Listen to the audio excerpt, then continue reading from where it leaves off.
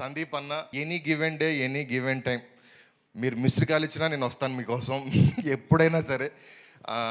ఈ సినిమాకి మీరు మా మీద పెట్టిన నమ్మకానికి నేను నీకు తిరిగి ఇవ్వగలిగింది అదొకటే అని నేను నమ్ముతున్నాను. సందీప్ గారితో పని చేయటం very very happy and comfortable. అంటే నన్ను ప్రసన్న బాబు అని పిలుస్తాడు. అంత ప్రేమగా, అంత వామ్గా నన్ను ఏ హీరో పిలవలేదు. నేను సరే కంపారిజన్లు ఏమొద్దు కానీ, సో అంత అంత ప్రేమించిన సందీప్ కిషన్ గారికి థ్యాంక్ యూ సో మచ్ అన్న.